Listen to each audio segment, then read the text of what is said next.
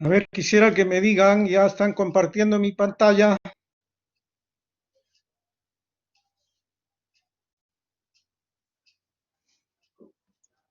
Sí, doctor, sí se puede visualizar su pantalla. Sí, doctor, sí se ve. Sí, Muy doctor, sí bien, se ve. entonces vamos a comenzar a repasar esta parte de la patología especial. Se refiere a las enfermedades renales y del tubo del aparato urinario. Como siempre, insisto yo con ustedes, para poder entender las enfermedades o lo patológico, primero debemos recordar lo normal. Y acá tenemos un riñón normal que ustedes no hace mucho lo han estudiado en anatomía, ¿no? Con todas sus características macroscópicas, y que un riñón debe ser así como estamos mostrándole en la fotografía, ¿no? Su color rojo vinoso, donde se ven perfectamente las estructuras pelvicariciales y la corteza y la médula renal. Desde el punto de vista histológico, vamos a tener varias partes que cada una de ellas son importantes. No hay una que sea la fundamental. Quizás los glomérulos, que son la unidad funcional básica del riñón, serían la más importante. Y acá tienen ustedes, esto lo han estudiado en histología y simplemente es un recuerdo, en el cual están los glomérulos, los tubos, el intersticio y los vasos sanguíneos, que son los 4 elementos fundamentales y que debemos estudiar y tener presente en las enfermedades renales. Las enfermedades renales podemos dividirlas de acuerdo al aspecto morfológico de cada una de sus partes. Las primeras van a ser las enfermedades glomerulares, que a veces en muchos casos las enfermedades glomerulares da la impresión de que fueran un poquito complicadas, pero vamos a tratar de hacerlo esto un poco más sencillo y sobre todo haciendo énfasis en el aspecto normal. Después los términos van a ser fácilmente entendibles. Vienen las enfermedades tubulares, ¿no? En que los tubos tanto proximales como distales van a ser afectados por determinado agente etiológico. El intersticio, como les había dicho, es otro factor importante, ¿no? Daría la impresión que el intersticio no tiene importancia, pero no es así, como vamos a ver, en el que hay, en muchos casos, abundante tejido fibroconjuntivo. Y ahí es donde vamos a ver incluso el componente inflamatorio. Y por último, los vasos sanguíneos. En este caso, vasos sanguíneos de gran tamaño y pequeño tamaño, como son la arteria, la vena renal, las pequeñas arteriolas, los penachos glomerulares, ¿no? Que son estructuras vasculares fundamentalmente. Y por último, vamos a repasar cuáles son los tumores. Como todo órgano, los riñones, tanto la vejiga, el urete, los uréteres, la pelvis, etcétera, van a ser asiento de tumores. Y probablemente los tumores más frecuentes los encontrar en los riñones, el parénquima renal y la vejiga. Les decía que recordamos lo normal. Ya hemos recordado el aspecto morfológico. Eso tiene que ir asociado con el aspecto fisiológico. ¿Qué cosa? ¿Cuál es la función de los riñones? No la función, sino las funciones. Una de ellas es, como dice acá, la excreción de los productos del desecho del metabolismo, ¿no? Que es una de las cosas importantes con lo que tiene que ver nuestros riñones. La otra regula el agua y los electrolitos. De esa manera se conserva el equilibrio ácido básico. Además, producen ciertas hormonas, ¿no? Que tienen que ver con muchas cosas, ¿no? Con la cantidad de sangre, con las hormonas que tienen que ver con la hipertensión arterial, etcétera, ¿no? Cuando tenemos las enfermedades renales, en este caso vamos a hablar de síndromes clínicos. Como ustedes ya me imagino que saben, porque ustedes están llevando pues clínica, ¿no? Síndromes simplemente es un conjunto de signos y síntomas.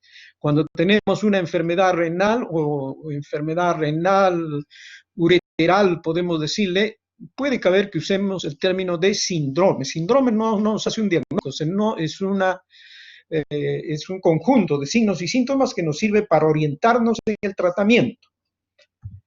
Por eso vamos a tener acá dos síndromes de los más frecuentemente usados y que probablemente ustedes ya lo han escuchado. Uno es el síndrome nefrótico. nefrótico, es el más importante, que se caracteriza por lo que están viendo ustedes ahí. Hay una proteinuria, una hipoalbuminemia, el paciente se torna edematoso con aumento del colesterol y también los lípidos, ¿no? Eso es lo que caracteriza al síndrome nefrótico. Como vamos a ver posteriormente, por ejemplo, las enfermedades glomerulares se van a caracterizar porque producen un síndrome nefrótico.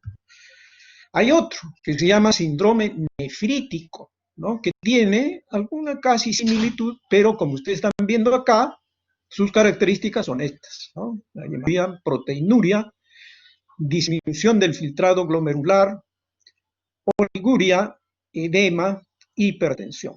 Todos esos signos y síntomas nos hacen formular la posibilidad de que un paciente tiene un síndrome nefrítico. La hematuria o la proteinuria en el síndrome nefrótico pueden ser asintomáticos, ¿no? En muchos casos, incluso no solamente en un síndrome nefrótico, sino incluso como vamos a ver en los tumores renales primarios, el paciente a veces ni se da cuenta que tiene hematuria, ¿no? Y justamente ahí está la importancia de conocer adecuadamente o preguntar al paciente, ¿no? Si está orinando sangre o no, porque a veces puede ser microscópica. El paciente no ve, pese a que tiene la curiosidad de cómo está el color de la orina, pero microscópicamente está perdiendo sangre. La insuficiencia renal aguda, que se caracteriza porque hay una oliguria o anuria, donde fundamentalmente las lesiones glomerulares, tubulares o intersticiales tienen mucha importancia en la génesis de este problema. El otro gran problema será, de repente, la insuficiencia renal aguda no es tratada adecuadamente, puede pasar a una fase crónica, ¿no? Ya que los signos y síntomas, como dice acá, son más prolongados y se asocia a la uremia, que ya es también mucho más grave. Usualmente la insuficiencia renal crónica ya nos está indicando que hay un estadio final de las enfermedades renales, ¿no? Por ejemplo, una glomerulonefritis puede terminar en una insuficiencia renal crónica. Un paciente diabético puede terminar con una insuficiencia renal crónica. ¿Qué hacer ahí? Si ambos riñones están comprometidos, lo único que nos queda hacer un trasplante, ¿no? Que hoy día se hace. Lamentablemente eso no es fácil. No es fácil en el sentido de que no tenemos los medios, no tenemos pacientes que donen, por ejemplo, riñones, ¿no? Tantos pacientes están por eso en diálisis, ahí viene el gran problema. Ahora, el problema de la infección urinaria es otra cosa que hay que tener presente, ¿no? En la que básicamente estos dos elementos son fundamentales, la bacteriuria y la leucocituria. Leucocituria, pues lo veremos al pedir un simple examen de orina, van a haber gran cantidad de leucocitos. Y si hacemos un cultivo de esa orina, demostraremos la presencia de la bacteria que está originando eso, ¿no? Puede ser una infección urinaria, una cistitis, una nefritis intersticial, ¿no? Dependiendo de dónde está comprometido el aparato urinario. El último problema quizás son las nefrolitiasis, los cálculos renales, que también es una patología nada rara, que siempre está presente.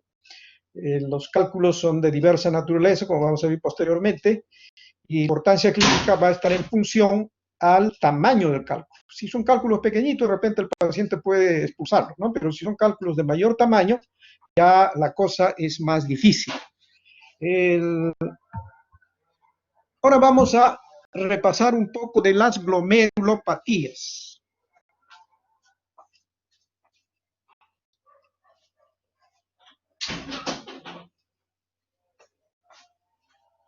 Cuando hablamos de glomerulopatías, simplemente nos estamos refiriendo que hay un problema que está afectando a los glomérulos. Esta es la parte, como les decía al comienzo, quizás un poquito más complicada de la patología renal, las glomerulopatías. Entonces acá van a haber términos que quizás pueden confundirnos, pero si nosotros entendemos lo normal, van a ver que esto es sencillo, es fácil de entender. Tenemos un glomérulo normal, así debe verse un glomérulo normal, esto ya lo reconocen ustedes desde el punto de vista histológico.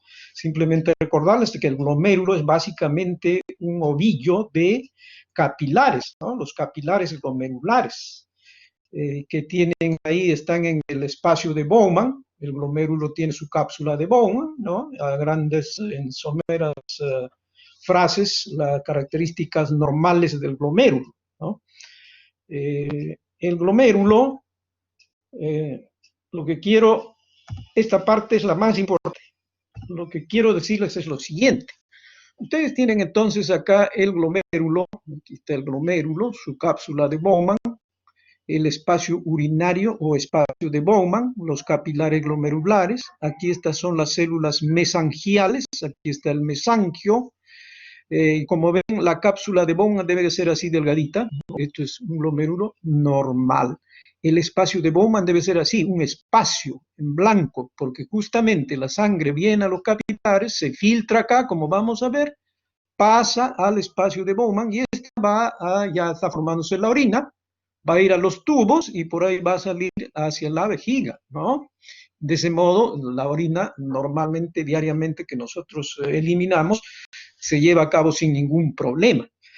Pero tengamos presente que los glomérulos tienen unas características que con el microscopio óptico, acá estamos viendo con el microscopio óptico. El microscopio óptico, ustedes saben, tiene limitaciones. ¿En qué sentido? De que yo, por ejemplo, quisiera ver más. Acá, claro, qué bonito está este glomérulo, pero yo no veo acá cómo están las células endoteliales, cómo está el mesangio. No veo, si bien es cierto, veo esto que se ha coloreado de morado, de rosadito por la eosina, pero nada más. Pero ya no puedo ver más con mi microscopio óptico, porque el microscopio óptico tiene limitaciones. Se dice que con el microscopio óptico podemos ver máximo hasta 1200 veces más el tamaño de lo que queremos ver, ¿no? Una célula o el núcleo, un tejido, nada más 1200 veces más. Pero nosotros los seres humanos pues queremos siempre, no nos contentamos con eso, ¿no? Queremos más. Claro, y es natural, lógico.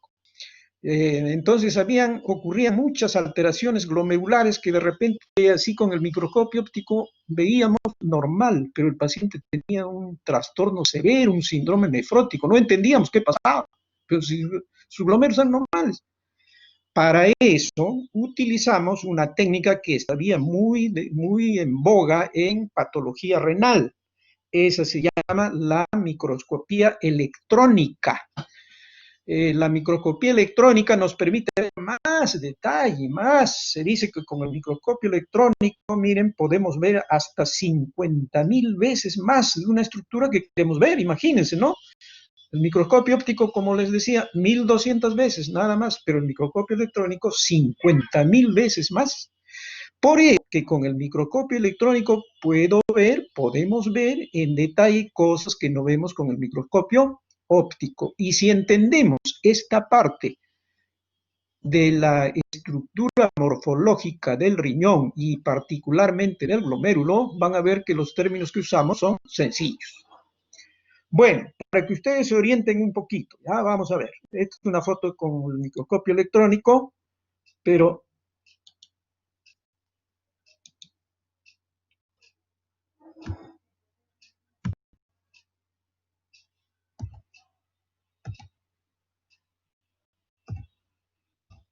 ya, volvemos acá. Con el microscopio electrónico. Para que se orienten un poco acá, ya no, esto es parte nomás del glomérulo. Antes, como veíamos, el glomérulo está en todo el campo, ¿no es cierto? A mayor aumento. Pero acá ya no es apenitas, estamos viendo un pedacito, una puntita de ese sacho glomerular. Y acá vemos las características normales, insisto. Miren, este es un capilar, este es un capilar. Esto que parece una corbata Michi, este es un hematir. A su lado, otro hematir.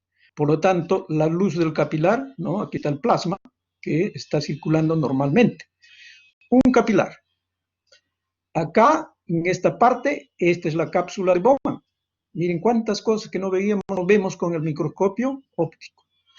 Vamos a ver entonces cada una de estas partes en detalle. Vamos a comenzar de acá, de adentro para afuera. ¿Ya? Vamos a ver de un capilar, ya les decía, está el capilar con sus hematíes. Esta es la pared del capilar. Y acá la pared del capilar tiene varias cositas, cada una tiene su nombre. Miren, donde está el cursor en la parte interna hay como unos puntitos, especie de rosario, ¿no? Se ve nítidamente, como un rosario, está en todo, en todo. Esto es normal, ¿ah? Estoy insistiendo, esto es normal. El rosario se ve ahí perfectamente. Esas son las células endoteliales. ¿Y por qué tienen forma de rosario? Porque las células endoteliales son fenestradas, tienen unos huequitos. ¿Para qué? Para que justamente llega la sangre, llega el plasma y sus componentes y por ahí va a filtrar por esos huequitos. Entonces, es un componente importante. Adentro, la célula endotelial, ¿ya? ¿Por qué vemos acá en forma de rosario? Bueno, es parte del citoplasma de célula endotelial. En este corte, como este es un corte pues ultra, recontra fino, ¿no? Acá hay otro capilar, para que se oriente. Acá hay otro capilar al lado, ¿ve? Acá hay otro capilar. Aquí están los hematíes, esto es negrito, pero acá hay una célula grande. Y acá están lo que veíamos en la otra, el rosario, ¿no? Este es el rosario y este núcleo forma parte de esa célula. Entonces, esta es la célula endotelial. El núcleo no estamos viendo acá porque el corte no agarró, ¿no? Eh, debajo, siguiendo a ese rosario, hay un espacio blanquito, bien finito, delgadito. Ese se llama el espacio subendotelial, debajo del endotelio, espacio subendotelial. Seguidamente, estamos saliendo hacia afuera, hay un trazo negrito como si hubiese trazado con un lápiz, la punta de un lápiz, ¿eh? En todo el capilar, ¿eh? Todo el capilar. Todo sigue ahí, ¿no? En todo el capilar. Esa es la lámina rara. Encima de esa línea oscurita, otro espacio en blanco. Eso se llama el espacio subepitelial. Miren, acá es subendotelial, acá es subepitelial. Subendotelial debajo del endotelio. Subepitelial porque está debajo de estas estructuras como unos deditos, como vemos acá, ¿no? Están viendo acá unos deditos, ¿sí? Unos deditos. Acá también se ve como una patita. Esos se llaman los podocitos de las células epiteliales. Esta es una célula epitelial, ¿eh? Estos podocitos, o pedicelos también se les llama, son como unos arcos, así como si tuviéramos los dedos de las manos, los ponemos así paraditos, entonces pues quedan ahí unos huequitos también, ¿no? Eso también nos explica cómo se lleva a cabo la filtración. Entonces estamos en los podocitos o pedicelos de las células epiteliales.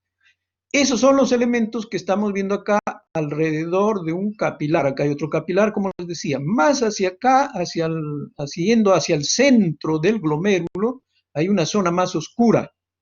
En microscopía electrónica se llama una zona electrodensa. ¿Qué cosa es esa zona densa? Eso es el mesangio. En algunas enfermedades esto puede aumentar, ¿no? Entonces vamos a tener una glomerulonefritis mesangial. ¿Lo ven? Como ya el término ya vamos agarrando. Entonces, el mesangio está acá y acá van a ver otras células parecidas a las células epiteliales, a esas se les va a llamar las células mesangiales. Miren cuántas cosas que no veíamos, ¿no? Con el microscopio óptico. Muy bien, salimos del penacho glandular y yo les dije, acá está la cápsula de Bowman. Miren la cápsula de Bowman, tiene una membrana basal, está su membrana basal, tiene células epiteliales también, ¿eh? Acá hay una, acá hay otra, células epiteliales. Notemos una cosa importante, estas son células epiteliales de la cápsula de Bowman, a estas se le llama células epiteliales parietales. Pero al frente habíamos visto otras células epiteliales como estas de acá, como estas de acá, que se llaman las células epiteliales viscerales. Este es el espacio de Bowman, esto que está en blanco.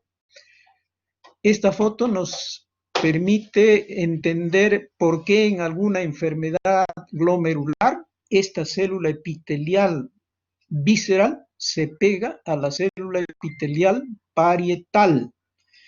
Al pegarse, desaparece el espacio de Bowman, por lo tanto, va a haber problemas en la filtración glomerular. Ya el paciente va a hacer edema, va a retener líquidos, etcétera, ¿no? Entonces, como ven, las células epiteliales pueden pegarse. Al pegarse van a formar una estructura de medialunas, que después la vamos a ver. Y ahí a esa ya le vamos a llamar, por ejemplo, una glomerulonefritis con formación de medialunas. Ya sabemos qué cosa es, ¿no? Medialunas, que se pegaron estas cosas, estos dos tipos de elementos celulares y formaron una especie de medialuna, que también tiene sus características. Después lo vamos a ver ya en cada una de las enfermedades. Acá, como les decía, las células mesangiales, ¿no? Estas células, en este caso, todo es normal en este caso, pero estas pueden aumentar, ¿por qué? Porque hay un fenómeno reaccional inflamatorio, ¿no? Y la inflamación de esta zona va a producir una glomerulonefritis mesangial. El estudio de microscopía electrónica no solamente podemos verlo tal como hemos visto antes, es una imagen de corte transverso, el anterior, ¿no? Parecido al microscopio óptico, pero acá no vemos eso. Acá, ¿qué estamos viendo? Acá estamos viendo la superficie de los glomérulos, mírenme. Acá hay un glomérulo, acá hay otro, pero solamente estamos viendo la superficie. Acá no veo adecuadamente cómo están los túbulos. Esto nos muestra el carácter tridimensional que nos permite ver cómo están estos glomérulos, ¿no? Estos también son glomérulos normales. Por supuesto que esta es una técnica complementaria también en microscoptrónica, se llama microscopía electrónica de barrido. A propósito ahora de las técnicas de microscopía electrónica, ya les he dicho, la técnica de microscopía electrónica están todavía en boga en la patología renal. La técnica de microscopía electrónica ya tiene muchos años en la medicina. Pienso que serán pues unos 50 años, ¿no? Cuando apareció la microscopía electrónica se creyó probablemente en esa época de que ya con eso pues lo máximo, hacíamos el diagnóstico al toque, ¿no? Como se dice, pero no era así. Después perdió vigencia, pero no en absoluto. La microscopía electrónica, como ven, nos sirve en patología renal, porque muchas cosas que con mi microscopio óptico tengo limitaciones, con el microscopio electrónico puedo aclarar y puedo hacer el diagnóstico fácilmente. Asimismo, es bueno que sepan que la microscopía electrónica no solamente es para el uso de la medicina, sino también se usa pues, en diversos campos de la actividad humana. Puede ser en la minería, en biología, en parasitología, en muchas cosas que nos sirve la microscopía electrónica. Lo malo, que es una técnica muy cara. Pero cuando tenemos pacientes con patología renal, glomerular sobre todo, que requieren estudio ultraestructural, podemos hacerlos. Ahora pues que no nos vemos cara a cara, no hacerles mayores preguntas, porque yo siempre les preguntaba, ¿y ustedes creen que acá en el Perú haremos microscopía electrónica? Eso es bueno que ustedes también cuando sean médicos sepan, ¿no? Porque les van a preguntar sus pacientes, sus familiares, van a decir, bueno, y acá hacemos microscopía electrónica, que ya no, solamente en Estados Unidos, ¿no? Como si ellos fueran los dueños de todo. Y eso no es así, ¿no? Nosotros también hacemos acá en el Perú. Y hay instituciones que actualmente tienen medios como hacer este examen. Claro, como les digo, el problema es que es muy caro, ¿no? Hacer el estudio con la microscopía electrónica. Muy bien, entonces esa es la base introductoria fundamental para entender las enfermedades glomerulares. Ahora vamos a aprovechar para conocer la terminología que utilizamos en estos problemas. Entonces, podemos decir, por ejemplo, glomerulonefritis focal. Glomerulonefritis significará una inflamación de los glomérulos. ¿Y qué significa focal? Cuando afecta solo algunos glomérulos, como dice acá. Difuso generalizado, que afecta todos o casi todos los glomérulos. Segmentario, que afecta solo parte de un glomérulo, no una parte nada más, porque no siempre afecta todo el glomérulo. Global, que afecta a todo el glomérulo.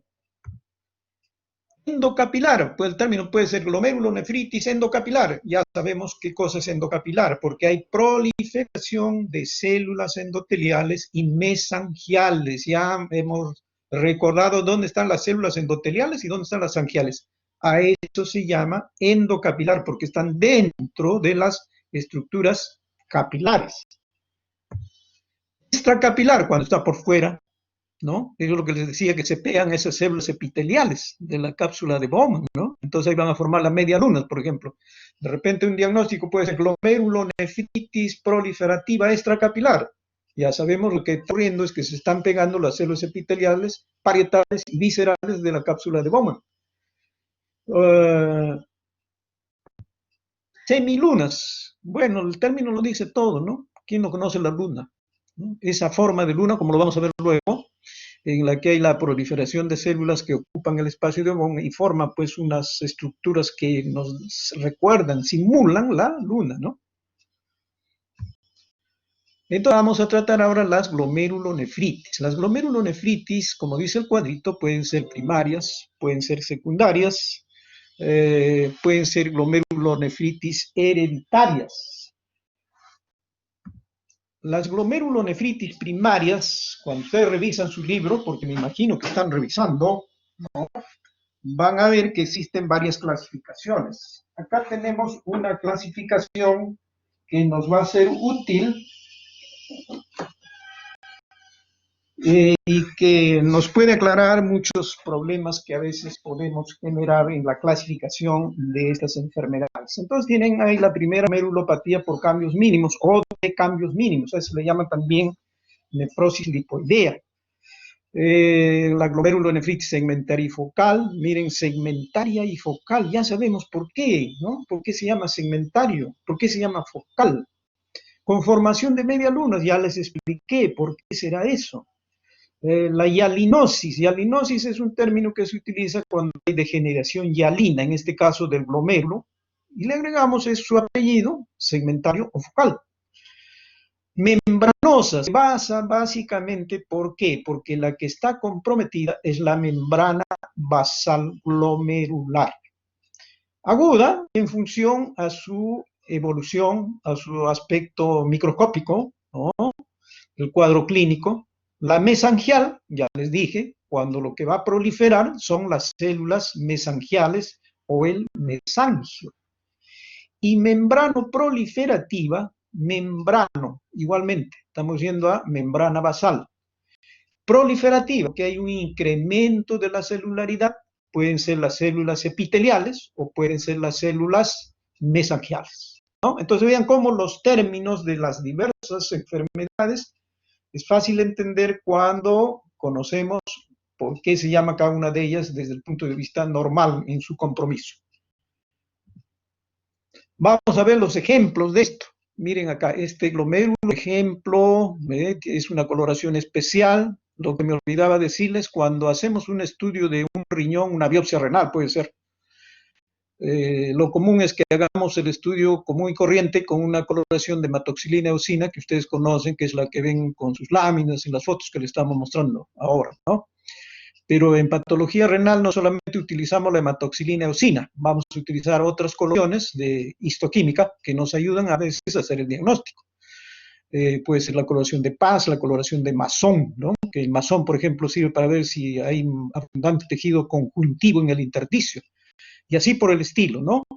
En esta coloración, por ejemplo, estamos viendo las características de este glomérulo. Probablemente acá nos dicen de que el paciente es portador de un síndrome nefrótico. Puede ser que sea un niño con síndrome nefrótico. Otra cosa, antes de seguir avanzando, antes de olvidarme, quiero decirles que diagnóstico en general, no solamente en patología renal, creo que les he dicho, insisto, el diagnóstico no solo es morfológico.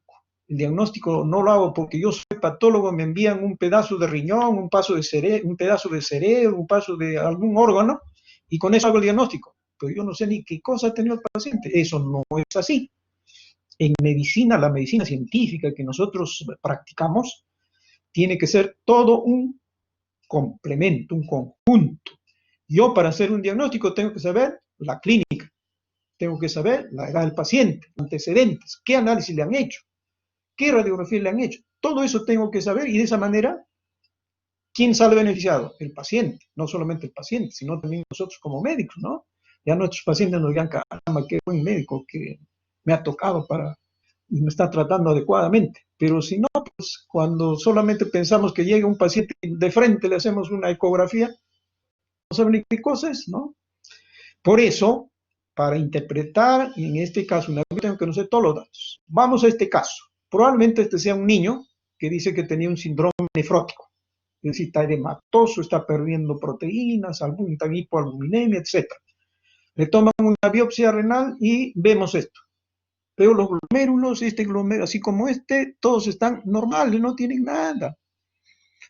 Entonces, imagínense que yo le digo, mira, esa biopsia renal de tu paciente al nefrólogo, le digo, mira, no tiene nada, ¿no? Pero me va a decir, pero ¿cómo no va a tener nada si está con un síndrome nefrótico? Entonces, aquí viene la parte que ya les expliqué. A este pacientito le haremos un estudio de microscopía electrónica. Ahí está. Miren, en el anterior glomérulo no se veía nada con el microscopio óptico. Le hacemos el estudio con microscopía electrónica y ¿qué cosa vemos? A ver, recordando lo que hemos repasado antes. Acá hay un capilar, ¿no? Aquí este es el espacio urinario, el espacio de Bowman, ¿no? Aquí ahí está una célula epitelial parietal, aquí están las células epiteliales viscerales. Aquí todo lo que hemos repasado, ¿no? Aquí está esta célula endotelial, ¿no? Fenestrada, que aparentemente no tiene mayor problema. Después esta es la membrana basal, donde está la lámina rara, el espacio subendotelial, el espacio subepitelial, que no tiene todo parejito, todo parejito. Pero encima está la célula epitelial visceral. ¿Se acuerdan que cuando les mostraba que estas células epiteliales tenían como unos deditos que se llaman los podocitos, ¿no? Pedicelos.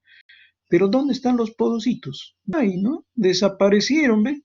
Nada, nada, en ninguna parte se ve podocitos. ¿Qué significa? Que todos esos pedicelos o podocitos han desaparecido, se han aplanado, por eso que se han pegado ahí a esa zona de la pared capilar, ¿no? No hay. Entonces, ya pues fácil, con eso sabiendo, ya nos explicamos por qué este niño tiene un síndrome nefrótico. Cuando ocurre eso, que en el microscopio óptico no vemos nada, pero recién puedo demostrar con el microscopio electrónico, a este se le llama enfermedad glomerular con cambios mínimos, porque en la microscopía óptica no vemos nada. Acá está el mesangio, las células mesangiales, pero ya les repito, el problema es acá, en las células epiteliales viscerales. No hay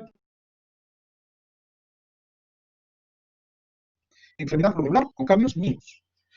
Otro ejemplo, otro glomérulo. Acá este glomérulo ya no es normal, ¿no? ¿Se acuerdan ustedes cuando yo les hablaba la forma normal de un glomérulo? Aquí está la cápsula de Bowman, pero mira, acá hay más células en esta cápsula, ¿ven? Aumentó, comparemos con esta de acá, ¿no? Así deben ser, ¿eh?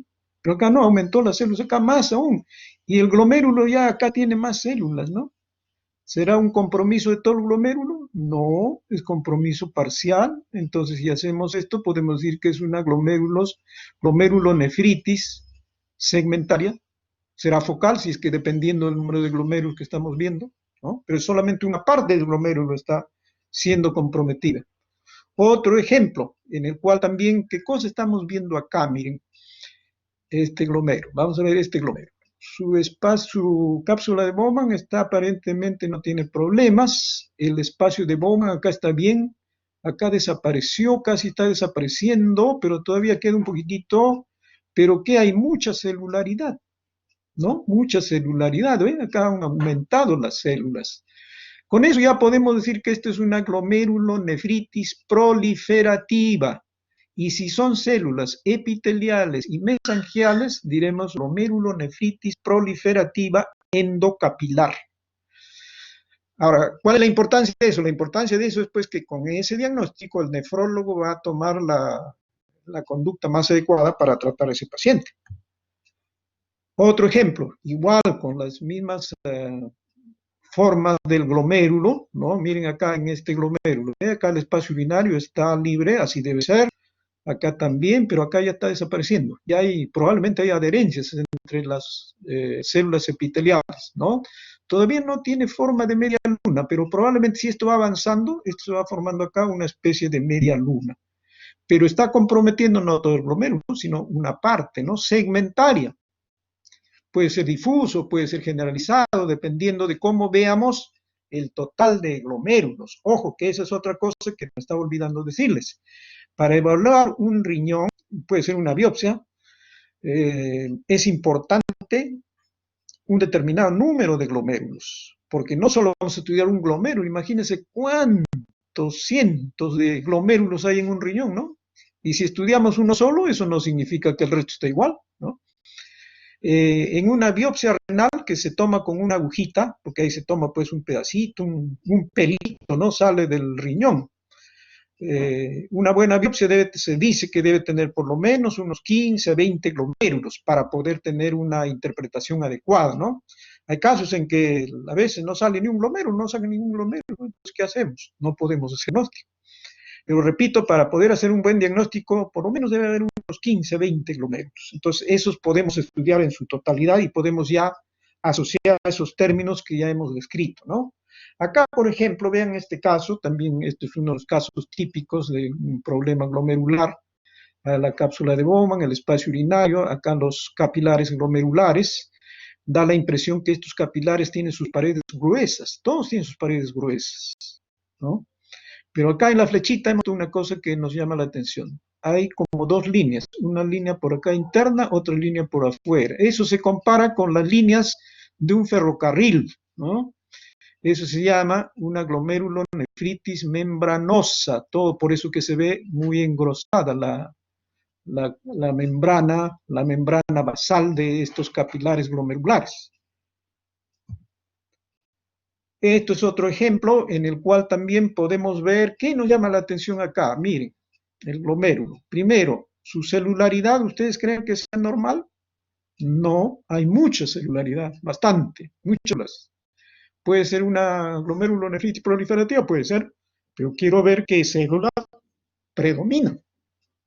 El espacio urinario de Bowman está bien, ¿no? Acá, por acá, no hay problemas. La cápsula de Bowman no es un problema, mucha celularidad, muy bien, pero miren, acá les voy a ir, vamos a ir a un sitio acá. Esto, miren, ¿qué les parece esto? ¿No? Tiene un núcleo medio como si fuera una C invertida, noteada. ¿Qué es eso? Eso es un leucocito polimorfo nuclear.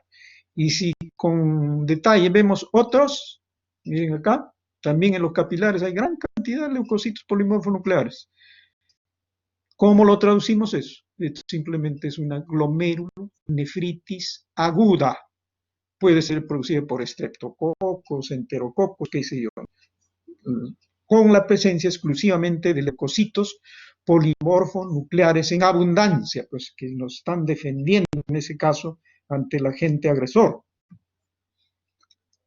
Otro caso en el cual también, bueno, con solo ver este ejemplo, el microscopio óptico ya nos dice que este glomérulo no está normal. Claro, este paciente pues debe estar con un síndrome nefrótico severísimo. ¿Por qué? Porque las paredes glomerulares, como anteriormente vimos, por ejemplo, están gruesas, las paredes capilares están gruesas. Es decir, hay un fenómeno está membranoso, ¿no? Un fenómeno membranoso. Entonces tenemos un fenómeno membranoso, acá hay un incremento de la celularidad, entonces hay dos cosas importantes, aumento de la celularidad y engrosamiento de la membrana basal. A eso le llamamos glomerulonefritis membrano proliferativa. Acá también esta hiperlaridad, ¿no? Muy bien, ahora vamos a las glomerulonefritis secundarias, es decir, las que se presentan por alguna otra enfermedad. Pues como acá tenemos muchas, ¿no? El lupus, que es una de las enfermedades autoinmunes hoy día de gran incidencia que nos va a causar grandes problemas oculares, insuficiencia renal, ¿no? Después la esclerodermia, la púrpura, una enfermedad hematológica, la amiloidosis, otro gran problema, la diabetes que tenemos pues pacientes diarios, que vemos pacientes diabéticos, ¿no? Que al final van a terminar haciendo una glomerulonefritis y gravísima. La endocarditis bacteriana, hasta si una mujer que está embarazada no es controlada, hace una toxemia, va a terminar haciendo una glomerulonefritis. Ya les dije, el peligro de la glomerulonefritis si no es tratada, primero, diagnosticada adecuadamente, y si no es tratada adecuadamente, va a terminar haciendo una insuficiencia renal crónica. Eso ya es irreversible. Vamos ahí, la primera. Les hablaba del lupus eritematoso. El lupus es una enfermedad autoinmune que se caracteriza pues porque tiene múltiples signos y síntomas, no solamente el problema renal. Por supuesto que el problema renal es uno de los más graves. Entonces se va a producir lo que se llama una glomerulonefritis lúpica. Pero para hacer el diagnóstico de glomerulonefritis lúpica, yo les dije que siempre tengo que conocer yo el cuadro clínico. Si solamente veo el riñón, la morfología, puedo sugerir, ¿no? Pero me expongo a que diga cualquier cosa y no es lo que está ocurriendo, ¿no? Por eso, conociendo el estado clínico y en esta enfermedad es básico la clínica, pues hay que saber, ¿no? Porque además el lupus es una enfermedad que va a producir una glomerulonefritis severísima que va a terminar en insuficiencia renal, pero que no tiene un cuadro patognomónico, es decir, no es como la diabetes, como vamos a ver luego, en la que tiene esta característica, ¿no? En cambio, el lupus no. El lupus puede parecerse a cualquier glomerulonefritis, puede ser membranosa, proliferativa, mesangial, etcétera, tantas. No hay nada patognomónico, pero sí el daño es severísimo, ¿no? Acá, por ejemplo, estamos viendo un caso de un paciente con lupus. Indudablemente que el cuadro clínico era todo lo que tenía eso, y acá podemos ver, miren, en la cápsula de Bowman que está engrosada, el espacio urinario está libre, acá ya desapareció porque ya se han adherido, ya tendiendo a formar medias lunas. Acá hay aparentemente engrosamiento de la membrana basal, miren por acá, daría la impresión que en esta zona hay un incremento de las células mesangiales. Miren cuántas cosas hay acá, ¿no? Por eso, patognomónicamente no se puede decir esto es lupus, salvo que yo conozca el cuadro clínico. Hay otro problema vinculado a una proteína anormal, ¿no? Que es el amiloide. La amiloidosis, ustedes saben, puede estar asociada a enfermedades consultivas. Por ejemplo, pacientes tuberculosos con el tiempo van a terminar haciendo amiloidosis. Un paciente portador de una neoplasia maligna puede terminar haciendo una amiloidosis. Pero para hacer el diagnóstico es bastante sencillo. Acá está el glomérulo, tienen el glomérulo, y me llama la atención acá esta zona eosinófila, más rosadita, blanquecita, parece, blanquita, ¿no? Que no es normal, pues, ¿no? A diferencia de esta zona del penacho glomerular que aparentemente está preservada. Si yo veo esto y es amorfo, acá no hay célula, no hay nada, ¿no? Sospecho de que esto sea un amiloide.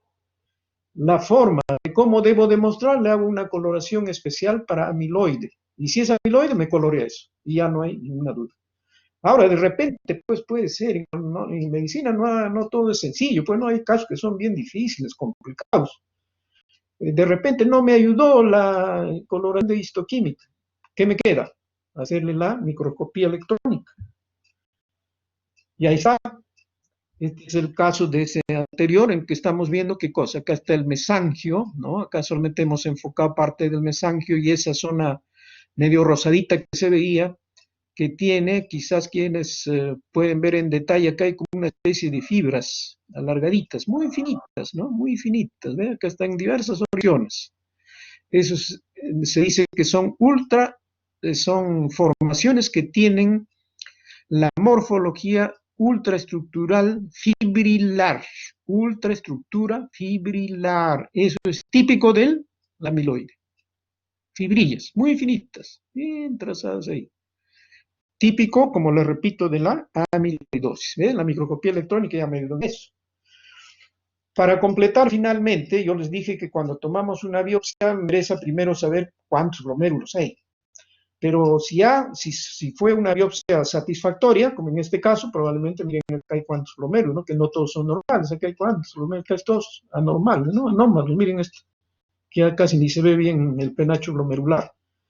Pero no solamente vamos a interpretar el glomérulo, yo les dije que la parte anatómica normal también son los tubos, miren acá los tubos, unas paredes medio rusas, ¿no? Como si estuvieran ahí, enrolladas.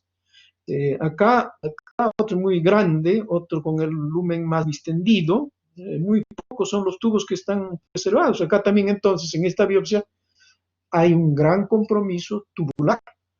El intersticio, el otro es lo que les dije, el intersticio no debe haber especialmente tejido fibroconjuntivo en abundancia, ¿no? Acá da la impresión en estas zonas un poco de tejido fibroconjuntivo, que me ayudará, le hago una coloración de masón, me va a colorear todo lo que es el fibroconjuntivo, entonces ya hablaré no solamente de glomerulopatía, sino una nefritis intersticial. Y por último, los vasos, miren este vaso, esta arteria, ¿eh? Cómo tiene sus paredes engrosadas en una zona, entonces un poquito más delgado, eso no es normal. Hay también compromiso vascular. Probablemente este paciente, si yo veo esto, ha tenido un severo problema de hipertensión, ¿no? Ya nos estamos explicando qué es lo que tiene el paciente. Y por último, vemos las glomerulonefritis hereditarias. El típico ejemplo es el síndrome de Alport. El síndrome de Alport, como son hereditarias, se supone que si tenemos un paciente a quien le diagnosticamos una nefritis de Alport, nos obliga a hacer el estudio genealógico, ¿no? Hay que hacer el estudio de todos los ascendientes, los padres, los hermanos, entonces probablemente ahí van a salir varios. Al hacer una biopsia del riñón con un microscopio óptico, muy poco vamos a encontrar en el Alport. Este es un caso de Alport, en que acá hay un glomérulo, una parte nomás estamos viendo, pero que aparentemente no hay mayor compromiso acá, pero se veían unas células claras como esta que estamos viendo acá. Se decía que cuando vemos este tipo de células es muy sugestivo de síndrome de Alport, pero más no veo, pues voy a ayudar también con la microscopía electrónica. Hago un estudio de microscopía electrónica y veo que no veíamos con el microscopio óptico. A ver, acá hay un capilar, todo esto es un capilar, esto negro es un hematíe, ¿no? Es un hematíe, la luz del capilar, aquí está la pared del capilar, aquí está la membrana basal, la célula endotelial, la célula epitelial, estamos viendo que tiene sus pedicelos, ¿no? Sus podocitos, ¿se acuerdan? Eso es lo más importante. Pero algo que me está llamando la atención en forma panorámica, en esta zona la membrana basal, miren, un poquito gruesa. Venimos por acá, se adelgaza. Vamos al frente, un poquito más o menos pareja, pero no es igual a la de acá. Algo me está llamando la atención. Con este ya es más evidente. Este es un capilar, acá hay otro capilar, unos al lado de otros. Aquí está la membrana basal, miren, esta debe ser más o menos así, un poquito esa, pero acá miren, miren delgadita, delgadita, ¿no? No es parejo, todo debe ser igual cuando es normal. Esa disparidad en las membranas basales de los capilares es característica del síndrome de Alport. Muy bien, vamos a repasar ahora las anomalías congénitas. Una de ellas es la agenesia renal, la otra es la hipoplasia, riñón en herradura y la enfermedad poliquística renal. Agenesia, sin génesis, crecimiento, es decir, un riñón que no ha crecido, ¿no? Agenesia, no hay, ausente.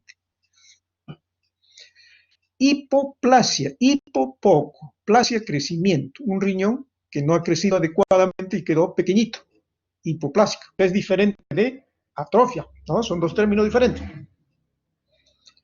Riñón en herradura, nosotros tenemos normalmente nuestros riñones en ambos lados, ¿no? De las fosas, derecho e izquierdo, pero en algunos casos no ocurre eso, sino que en el desarrollo embriológico, ustedes recuerdan que los riñones paulatinamente, en primera instancia, forman una estructura que paulatinamente se van separando, al final se separa cada riñón y cada uno a su lado con sus estructuras de cada uno independiente, ¿no? Llámese el uréter, los uréteres, la pelvis, etc. Pero por algunos casos que no conocemos, puede ocurrir que eso no se separe y quede pegado. Vamos a ver ejemplos de eso. Y por último, el otro problema es la enfermedad poliquística renal. Como ven, son anomalías congénitas. Acá no podemos hacer mayor cosa. Si es una enfermedad poliquística renal difusa, uy, una cosa muy grave, porque no tiene pues riñones, no tiene con qué filtrar el paciente y probablemente va a morir, ¿no? Es incompatible con la vida cuando es difuso. Ahí está el ejemplo del riñón en herradura. Miren, aquí está el riñón. Vamos a suponer que este es el riñón derecho, este es el riñón izquierdo. debieron separarse, así como está separado acá, acá también en el polo inferior, pero acá no, está pegado. Entonces forma pues un herraje, ¿no? Una herradura. De ahí viene el nombre de riñón en herradura. Pese a que cada uno ha formado, acá está su pelvis y su uréter de este lado, aquí está la pelvis y el uréter de este otro lado, ¿no? Da la impresión que funcionan independientemente, pero no se han despegado, pues, ¿no? La ventaja de esto, de que si están dentro de lo normal en su desarrollo, no va a producir síntomas. Puede el paciente vivir tranquilamente. Esa es la ventaja, la suerte. Ahora vamos a hablar de las enfermedades túbulo-intersticiales. Las enfermedades túbulo-intersticiales pueden ser clasificadas de diversa manera, ¿no? Tal como están viendo en el resumen de este cuadrito, ¿no? En la cual existen una infinidad de enfermedades que nos van a producir estos grandes problemas, ¿no? Vean los problemas inflamatorios. Idiopáticos está en primer lugar, ¿por qué? Porque hay muchos casos en el cual no sabemos cuál es la causa. Pero después tenemos los problemas bacterianos, las infecciones micóticas. Hoy día que estamos viviendo una pandemia viral, ¿no? Los virus siempre están metidos ahí. Y la forma crónica en la cual puede estar asociadas a otras enfermedades, ¿no? Por ejemplo, en nuestro medio hay que tener presente siempre en la tuberculosis, ¿no? Hoy día la sífilis, felizmente, que ya no es tanto problema para nosotros. Probablemente antaño ese sí fue un gran problema, hoy día ya no. Después tenemos lo que sí aparentemente habrían aumentado son los problemas inmunológicos, ¿no? Entonces ahí hay enfermedades así como el lupus que pueden producir pues problemas, como les decía, en la patología renal, ¿no? Y acá hay que tener presente también muchas sustancias que de repente son de manejo médico, ¿no? Entonces vamos a entrar en el terreno que no es lo ideal si es que nosotros no estudiamos, no sabemos adecuadamente el uso de los medicamentos, ¿no? Imagínense que recetemos un medicamento que lo hacemos con el objetivo de curar una enfermedad X, sin embargo ese medicamento va a producir una severa toxicidad renal, ¿no? Entonces, ¿cuántos medicamentos hay de eso, no? Ahí tienen los analgésicos, antibióticos, los aminoglucósidos, por ejemplo, que son medicamentos muy dañinos para el que y hay que tener mucho cuidado en el uso de eso, ¿no? Después los problemas por radiación, ¿no? Un paciente de repente una mujer que es diagnosticada de cáncer de cuello uterino recibe radioterapia, si no se toma adecuadamente las medidas, puede producir una nefritis por radiación. Vean, y problemas secundarios, ¿no? Y por último, las enfermedades metabólicas, llámese la diabetes, ¿no? La hiperuricemia, tantas enfermedades que también debemos tenerlas presentes. Ahora, nefritis aguda, pielopelvis, nefritis riñón. Entonces será una inflamación aguda de la pelvis y el parénquima renal, ¿no? ¿Por qué se puede producir la pielonefritis aguda? Puede tener muchas causas. Una de las cosas más importantes es la número uno que tenemos acá, origen ascendente. Ejemplo, Escherichia coli. Por eso en las mujeres las infecciones urinarias hay que tener muy presentes por su aspecto anatómico, ¿no? En la mujer, de la relación del aparato digestivo, la parte distal del aparato digestivo y la parte distal del aparato urinario, por su vecindad anatómica, puede ser que esos agentes que normalmente lo tenemos, de repente se tornan agresivos y por vía ascendente suben y llegan hasta los riñones, ¿no? Un caso de reflujo urinario, un paciente, un hombre, por ejemplo, vamos a tomar como ejemplo un hombre ya de determinada edad que tiene hipertrofia de la próstata. Eso es hasta cierto diríamos normal, ¿no? Un hombre de mayor edad siempre ya va a tener la próstata aumentada de tamaño. No todos hacen el paro obstructivo, pero muchos sí hacen el paro obstructivo severo. También va a ser condicionante de que pueda presentar una pielonefritis aguda. Esos hechos hacen que también puede aumentar pues, el residuo postmiccional, ¿no? Cuando, por ejemplo, no hacen una micción adecuada, no porque no quieran, sino porque de repente no puede, pues, ¿no? Un paciente con hipertrofia de próstata no va a poder orinar y va a quedar el residuo. Y ese va a ser un punto de partida de repente de que si un germen ahí va a subir, ¿no? Va a producir pielonefritis. Y por último, de origen hematógeno, es decir, cualquier infección en alguna parte de nuestro cuerpo cuyos agentes bacterianos, virales, micóticos, qué sé yo, alcanza la sangre, puede llegar a los riñones produciendo pielonefritis aguda. Si esta forma de aguda no es tratada adecuadamente, puede pasar a la fase crónica, ya le llamaremos pielonefritis crónica. ¿Por qué se va a caracterizar? Porque hay cicatrización, ¿no? Ya ustedes recuerdan en el fenómeno inflamatorio cuando estuvieron en patología general, ¿no? Hablamos de inflamación aguda, inflamación crónica, cada uno con ciertas características. La forma crónica es porque básicamente hay cicatrización, fibrosis, inflamación crónica. Y en la pielonefritis crónica hay que tener presente algunas enfermedades, como les dije anteriormente. Ejemplo, la tuberculosis, ¿no? Los hongos son otro gran problema que puede producir esto, ¿no? Y eso va a estar asociado en muchos casos a la opción de las vías urinarias, como lo estaba diciendo. Bueno, acá simplemente para mostrarles un ejemplo macroscópico de un riñón con una nefritis o pielonefritis intersticial, puede ser aguda, puede ser crónica. ¿Por qué? Porque vean acá este riñón.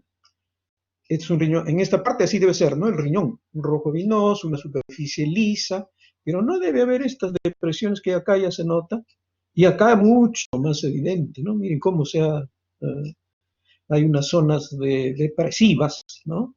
Que se han constituido. ¿Por qué? Porque acá hay fibrosis probablemente, inflamación crónica. Hay entonces múltiples zonas de retracción cicatricial propias de una pielonefritis crónica. El estudio biológico, simplemente cuando hablamos de pielonefritis o nefritis intersticial, crónica o aguda, va a depender. En la aguda van a haber leucocitos polimorfonucleares. En la crónica van a haber mononucleares y fibrosis. En esta forma, por ejemplo, aquí este glomérulo, bueno, no nos llama mayormente la atención, pero sí el intersticio, ¿no? Gran celularidad, da la impresión que hay mucho componente inflamatorio crónico, ¿no? En esta zona, incluso los tubos están atróficos, ya está un problema tubular, pero esto es lo que me interesa. Hay una severa nefritis intersticial crónica o pielonefritis crónica. Les decía de que no solamente ya hemos repasado los problemas vasculares, glomerulares, tubulares, intersticiales, pero los problemas tubulares hay que tener presente, ¿no? Daría la impresión que los tubos no tienen mayor importancia. No, no es así. Hay enfermedades gravísimas que incluso pueden llevar rápido a la muerte. Una toxicidad de alguna droga, por ejemplo, va a actuar exclusivamente en el epitelio tubular, como en este de acá. Acá estamos viendo un tubo, otro tubo, otro tubo. ¿Qué características tienen? Miren este. Este, por ejemplo, tiene sus células epiteliales con su núcleo. Aquí está preservado. Acá hay otro que está preservado. Pero comparemos esto con esto. Le desaparecieron las células, ya se han muerto, ¿no? Hay una necrosis celular. Entonces estamos ante un problema tubular necrótico agudo. Y acá incluso acá ya se ha formado un cilindro. Y no se ven las células epiteliales. Esto, de hecho, va a producir la muerte de este paciente, porque si bien es cierto, sus glomérulos pueden estar filtrando, pero acá no está cumpliendo su función los tubos.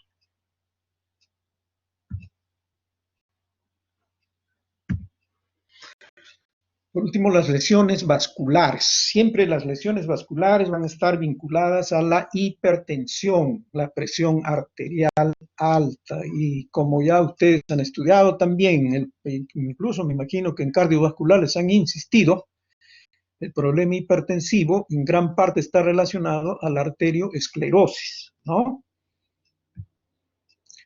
Aquí están las causas de hipertensión, que simplemente para que recuerden un poco de lo que ustedes ya han estudiado, ¿no? Tantas enfermedades que pueden estar asociadas a hipertensión, ¿no? El embarazo, la preeclampsia, etcétera, etcétera, etcétera. Estas enfermedades vasculares, por supuesto, cuando son de menor gravedad, pueden ser factibles de que con un tratamiento médico podemos corregirla, ¿no? Pero cuando las lesiones vasculares son severas, como esta que estamos viendo acá, Vean acá. Miren, este es un vaso, una arteria de mediano tamaño. ¿Dónde está la luz, el lumen? Ve, pequeñito, una gran hipertrofia por hiperplasia concéntrica de las paredes vasculares. Acá ya casi ni se ve el lumen, ¿no? Miren, probablemente este paciente aporta una severa hipertensión. Incluso ahí hay un término que utilizan clínicamente, la hipertensión maligna. Acá, como les decía, por ejemplo, por más medicamento que le demos, ¿qué cosa va a actuar? Pues hay nada, ¿no? Porque ya es imposible que pueda incluso ni circular adecuadamente la sangre. Les decía que las enfermedades quísticas renales, si son difusas, comprometen todos los riñones, pueden ser incompatibles con la vida, pero en muchos casos hay quistes que son únicos, se llaman quistes simples. Y esos son asintomáticos, a veces ni producen molestia, y simplemente los encontramos cuando por algún motivo, por ejemplo, a un paciente le solicitan hacer una ecografía abdominal, de repente el ecografista le examina los riñones y encuentran un riñón con quiste, no quistes. Pueden ser 2, 3, pero no difusos, ¿no? Pero eso no producen, como repito, síntomas. Cuando es un quiste simple, por eso dice sin significado clínico. Pero ya vamos a los otros problemas ya genéticos, la poliquistosis renal autosómica dominante, ¿no? En la que ya hay definitivamente trastornos genéticos, como que estamos mostrando acá, en la que ya el problema no es tan sencillo, sino, como dice, hay una enfermedad mortal, ¿no? La otra forma, la recesiva infantil en los niños, ¿no? Los niños, de repente el otro puede ser en un adulto, pero que se presente en un niño, la cosa es mucho más problemática, y sobre todo si es un problema bilateral, ¿no? Acá también se han estudiado las alteraciones cromosomiales. Como repito, los problemas hasta ahora todavía cromosomiales no podemos resolverlos, pero espero que en el futuro ya eso se pueda entender mejor y pudiéramos tratar a estos pacientes, ¿no? Miren, esto se llama un riñón en esponja. ¿Qué normal tiene? Nada. Todos son quistes, una poliquistosis difusa. ¿Qué va a vivir pues un paciente? ¿Con qué va a filtrar esto? No, nada. Muchos quistes, todos son quistes. Enfermedad congénita. La litiasis renal. Litiasis, cálculos renales. Los cálculos pueden ser de diversa naturaleza. Cuando tenemos un paciente con un cálculo renal, y diagnosticamos y estamos seguros que eso es, y puede tenerse, puede eliminarse, lo ideal sería pues hacer el estudio bioquímico, ¿no? Por eso acá les mostramos cuáles son los más frecuentes, ¿no? Que son los de oxalato de calcio.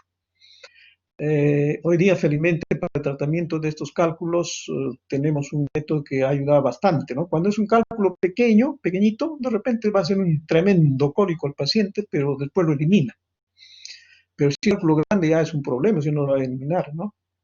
Hoy día tenemos una técnica que se llama la litotricia, ¿no? Una especie de tina donde lo meten al paciente y ahí se hace, como dice su nombre, se hace trizas al cálculo, ¿no? Y al final ese cálculo va a ser eliminado en pedacitos. Pueden ser unilaterales, puede ser en alguna parte del tracto genitourinario, ¿no? La mayor parte son unilaterales. Acá hay el ejemplo de esto, miren cómo puede terminar un paciente en un cálculo renal que de repente ha tolerado, no le ha generado quizás tantos problemas incompatibles con su vida, pero miren cómo termina.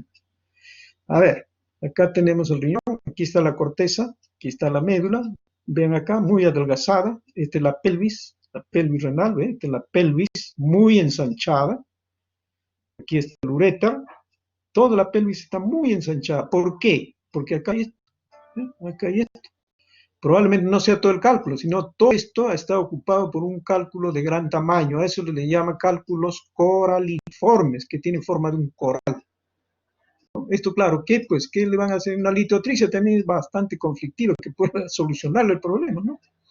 En muchos casos puede requerir tratamiento quirúrgico. Ahora, la obstrucción urinaria, en forma general, que puede terminar, como les decíamos, afectando el uréter, la vejiga, los riñones, pueden tener múltiples causas, ¿no? Acá hay un esquemita en el cual podemos reparar unas de esas, ¿no? Mira, un coágulo de sangre, que de repente puede ser un paciente por algún motivo que está sangrando el parénquima renal, se obstruye por un coágulo. Los cálculos que acabamos de ver, puede producir también eso. Fibrosis, ¿en qué casos? Una paciente que es sometida a radioterapia, de repente el riñón, el uréter se va a fibrosar y ya no va a pasar la orina, entonces va a producir también un cuadro obstructivo.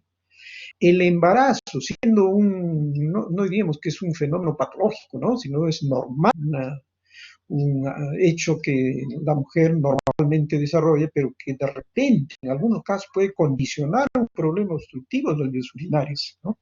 Después hay otras enfermedades como la endometriosis, la amiloidosis, y más abajo ya problemas vesicales, puede ser un tumor de la vejiga, puede ser un tumor de la próstata, un aumento de tamaño de la próstata. Todos esos factores pueden condicionar entonces una infección urinaria.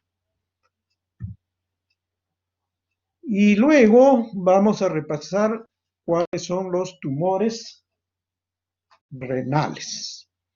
Los tumores renales, para ser un poco más didácticos, los vamos a presentar los que son frecuentes en los niños, como es el nefroblastoma tumor de Wilms. Y vamos a ver los otros tumores que se presentan en los adultos. Entonces, el nefroblastoma tumor de Wilms, como dice ahí, en niños menores de 10 años. Y este es el típico nefroblastoma tumor de Wilms, ¿no? Bueno, acá creo que la fotografía es muy evidente, ¿no? Solamente estamos viendo este pedacito de riñón que se ha preservado acá, ¿no? Todo es tumor, ¿eh? Por supuesto que es un tumor muy agresivo, ¿no? Tiene áreas de necrosis, hemorragia, un tumor de comportamiento muy malo. El estudio histológico, no, pero si esto es riñón, ¿qué vemos de riñón? Nada. Pero algo, hay un esbozo. Esto no se ha desarrollado porque es tejido embrionario. Un esbozo de algo que me puede reconocer. Mira, dicen que esto es riñón. Yo digo, pues que no, bueno, yo no veo acá glomérulos, no veo tubos, no veo nada. Pero hay una cosa, miren esto. ¿Ve? ¿Qué les recuerdo? Parece un glomérulo, ¿no? Parece. Pero al lado hay otras estructuras tubulares. Por eso, el Wilms se caracteriza porque es un tejido embrionario que no define nada, simplemente nos simula algunos glomérulos como estamos viendo acá. Y como ya les dije, es un tumor muy agresivo. Y vamos a los adultos. Los adultos tienen como problema más frecuente tumoral a este tumor que se llama el carcinoma renal, carcinoma primario de los riñones. Este tumor, el carcinoma renal, yo le digo que es el tumor más traicionero que puede haber, porque este en gran parte es asintomático. Por lo tanto, el paciente ni siente ni se preocupa nada. De repente lo único que va a producir es hematuria, y de repente esa hematuria es microscópica, ni se da cuenta que está orinando sangre. Por eso dice acá, manifestación inicial, hematuria, ¿no? Hematuria. Pero cuando ya vamos a ver que es un gran tumor, incluso no solamente vamos a localizarlo en el riñón, sino que de repente ya tengo otro sitio, ¿no? El paciente debuta con un problema, por ejemplo, un tumor en los pulmones. De repente es simplemente un carcinoma renal que ha dado metástasis. Y así por el estilo, ¿no? ¿Dónde se origina? Se dice que se origina en el epitelio tubular renal. Bueno, la fotografía algo le pasó técnicamente, no nos ayuda, pero vamos a ver mejor en la práctica. Ahí van a ver ustedes un ejemplo de esto. Casi parte de la fotografía nos está mostrando algo. El tumor más frecuente de carcinoma renal se le llama carcinoma a células claras. Entonces, el tumor es este. Miren, acá da la impresión que fuera un tubo, pero todos son células claras, ¿no? De ahí viene el carcinoma a células claras. Vean que las células no tienen mucho pleomorfismo, ¿no? No tienen esos núcleos prominentes, una gran disparidad en el tamaño nuclear, etcétera, pero siempre están formando esas estructuras medio tubulares, siempre con células claras. Repito, este es el tumor más frecuente de los riñones en los adultos. La vejiga y el resto del sistema urinario también, pues, como les decía al comienzo, van a ser asiento de tumores, tanto benignos como malignos, ¿no? Hablemos en este caso de los cálices renales, la pelvis, el ureter, la uretra. Entre los tumores benignos están los papilomas. Papiloma simplemente es un tumor, una tumoración exofítica que sobresale en la superficie de alguna de estas zonas, pero que no tienen células malignas. Hay que recordar también que la vejiga, los uréteres, están tapizados por un tipo de células, ¿no?, que se llaman las células transicionales. Por eso que a los tumores malignos más frecuentes de la vejiga, los uréteres, se les llama carcinoma de células transicionales o carcinoma urotelial, que es la misma cosa. Como en el carcinoma renal, acá también de repente lo único que hay es hematuria, ¿no? Por eso debemos tener presente todo paciente en que le diagnostiquemos o descubramos que tiene hematuria, hay que estar seguro de qué está produciendo. Primero, puede ser un tumor renal. Segundo, puede ser un tumor vesical. Tercero, en nuestro medio no hay que descartar que es una tuberculosis. Esa es otra opción también. Muy bien, entonces creo que con esto hemos tratado de resumir las alteraciones que se presentan en la patología renal. ¿Alguna pregunta?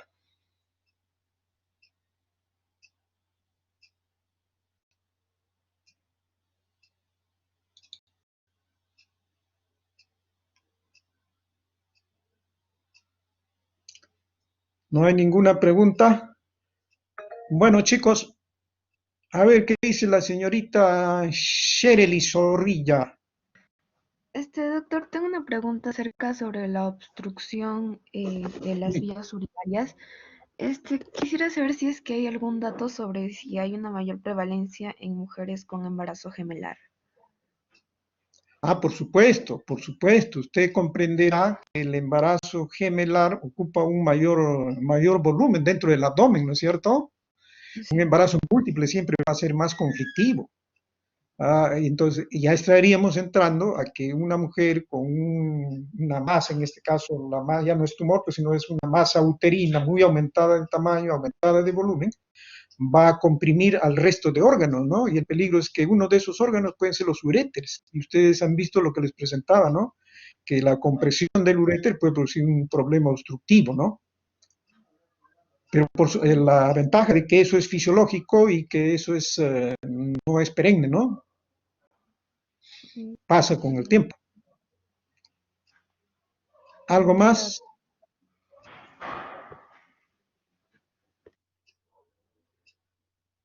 Muy bien, chicos, entonces, si es que no hay ninguna otra pregunta, espero que me haya dejado entender. Insisto, lean, estudien, lean sus libros, porque de repente hay muchos términos que yo les digo y se me entiende mal, pero para eso están los libros. Muy bien, nos vemos, chicos.